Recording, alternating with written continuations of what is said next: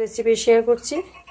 গাছ থেকে কাঁচকলাগুলি পড়ে গেল, তার জন্য তরতাজা কলার ভর্তার টেস্টই আলাদা। এখানে পেঁপে নিয়ে নিলাম অর্ধেকটা, আর কাঁচকলা নিয়ে নিলাম ছোট ছোট 5-6টার মতো হবে। আর এখানে শুকনো লঙ্কা, পেঁয়াজ, রসুন, টমেটো এগুলিকে আমি সর্ষের তেলের মধ্যে ভেজে তারপর ভর্তাটা তৈরি করে দেখাচ্ছি।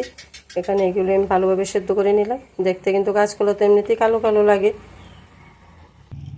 হাতের সাহায্যে কাঁচকলা আর পেঁপেগুলিকে একদম নরম করে ভেঙে মিশিয়ে নিলাম।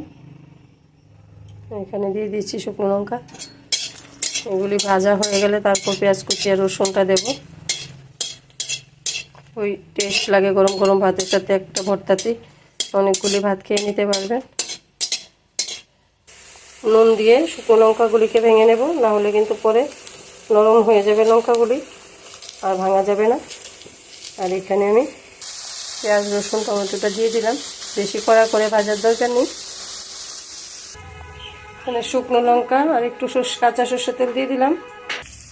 যে পেঁয়াজ রসুনগুলিও ভাজা হয়ে গেছে, এখন মেখে নেব সবগুলি একসাথে।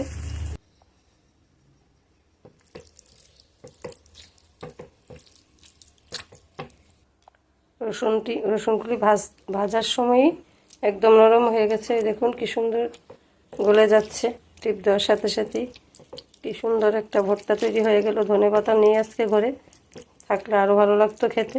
যদি থাকে ঘরে আপনারা অবশ্যই ব্যবহার করবেন। ভর্তা আমার একদম তৈরি।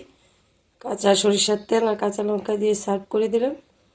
দুর্দান্ত স্বাদের হয়েছে এই কাঁচকলা আর পেঁপের ভর্তা। ইচ্ছে করলে এটার মধ্যে একটা হাঁসের ডিমও সেদ্ধ করে মিলাতে পারেন, খেতে কিন্তু অসাধারণ লাগবে। খুব ভালো হয়েছে ভর্তাটা। আজকের মতো এই পর্যন্ত।